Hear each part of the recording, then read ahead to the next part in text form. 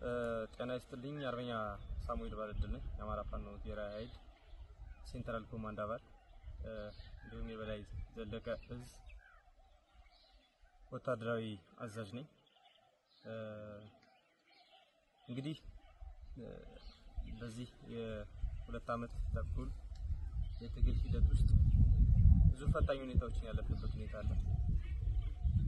ያም ሆኖ አንድ ድርጅት እንደ አማራ የማቆም ችግር በሰፊው ሲፈተነን የቆየ ቢሆንም አሁን ባለንበት ሁኔታ አማራዊ ድርጅት ወይም ደግሞ አንድ አማራዊ ቤት የመስራት ሂደቱ እያለቀ እየተጠናቀቀ እየመጣ ያለበት ሁኔታ ስላለ ይሄ ያሰጋው የጠላት ኃይል በጣም በሰፊው እንዲሁም በከፍተኛ ደረጃ ከፍተኛ ገንዘብ ሳይቀር በጅቶ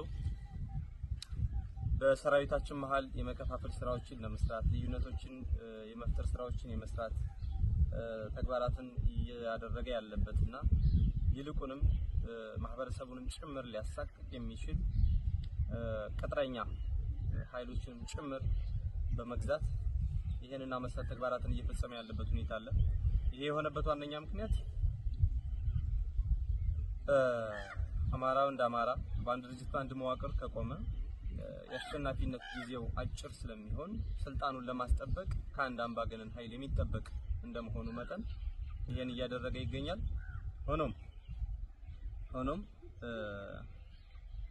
ረጅም እጆች ተገፍተናል በሚሉ ስልጣን አልተሰጠንም በሚሉ የተለያየ ትግሉን መሸከም ባልቻሉ ተልዕኮ ተቀብለውም በገቡ ሰዎች በኩል በስስ ብልታቸው የተለያየ ገንዘብም የመሳሰሉ ድጋፎችን እያደረገ ከዚህ ትግል እንዲሸሹ ይልቁንም ትግሉን እንዲያበላሹ ቢቻል ሰራዊት ከሰራዊት አባል ከአባል አመራር ከአመራር እርስ በርስ ሊገዳደል የሚችልበትን ሁሉ ሁኔታ እንዲፈጥሩ እያደረገበት ያለበት ሁኔታ አለ።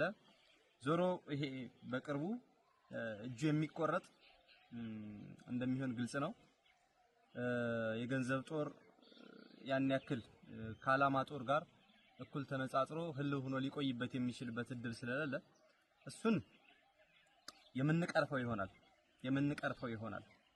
የሚቀረፍበት ዋነኛ ምክንያት ማጥራቶች ሲኖሩ ነው። ተልዕኮ የተሸከሙ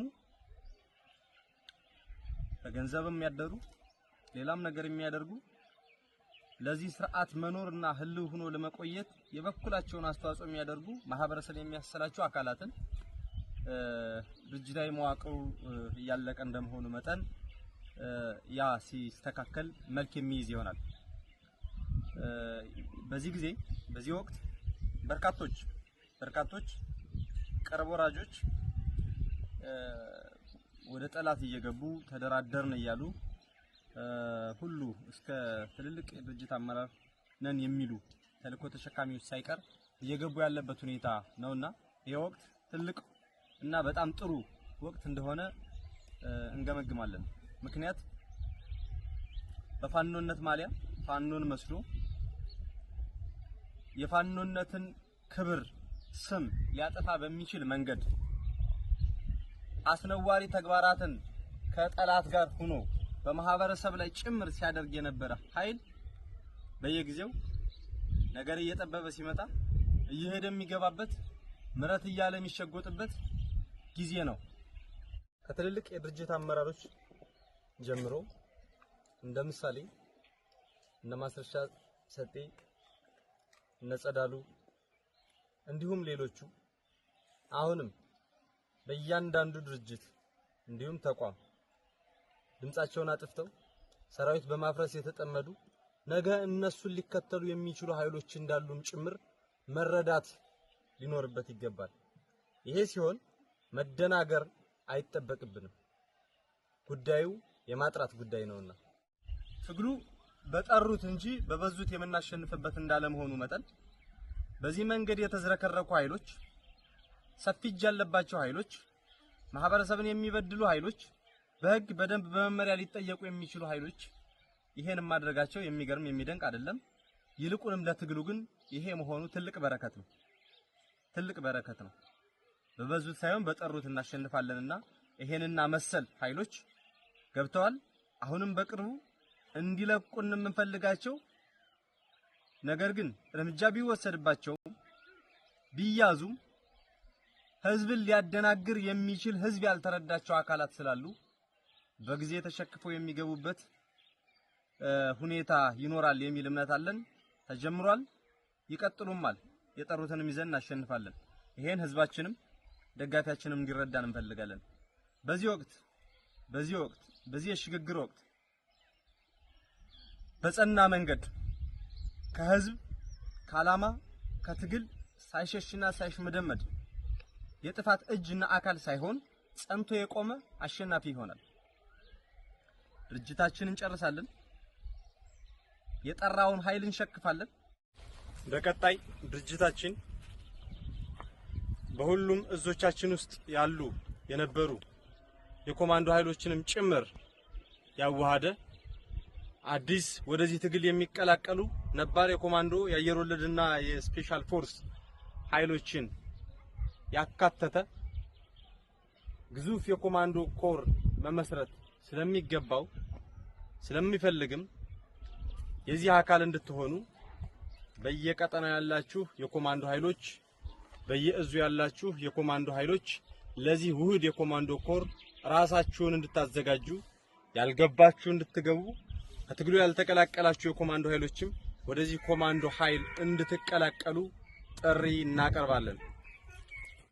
በጠራው ኃይል ያልወጡ ዓላማ ያላቸው ተደናግረው የቆዩ በሚዘርፉት በሚሰርቁት በሚደፍሩት ፋኖነትን እንደነውር አይተው የዛ አካል አልሆንም ብለው የነበሩ በየቀጠናው ያሉ የኮማንዶ የአየር ወለድ እንዲሁም የስፔሻል ፎርስ ኃይሎች ወደዚህ ትግል እንዲቀላቀሉን ጥሪ እናቀርባለን።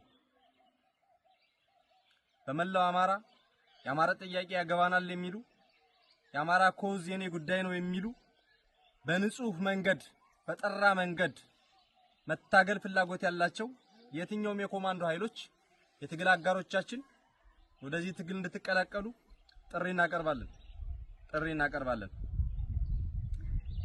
የዘረፋ የወንጀላ የወንብድና ተግባር ሲፈጽሙ የነበሩ ኃይሎች አሁን ከዚህ ትግል እየጠሩ ሲሄዱ በትክክል ዓላማ ያላቸው ኃይሎች ብቻ ይቀራሉና ዓላማ አለን የምትሉ በዘራፊዎች የተደናገራችሁ የነበራችሁ የዚህ ዓላማ አካል መሆን የምትፈልጉ ወንድሞች ወደዚህ ትግል እንድትቀላቀሉንም ጥሪ እናቀርባለን። በተረፈ የመንግስትን እጅ እንቆርጣለን፣ የጠላትን እጅ እንቆርጣለን። በበዙት ሳይሆን በጠሩት እንደምናሸንፍ ማሳያችን የጌዲዮን ታሪክ እንደሆነ ሁሉም ሊረዳው ይገባል። አሁንም እናሸንፋለን። የህዝባችን ህልውና እናረጋግጣለን። ነጻነታችን በክንዳችን እናረጋግጣለን። አርበኛ ሳሙኤል ነኝ።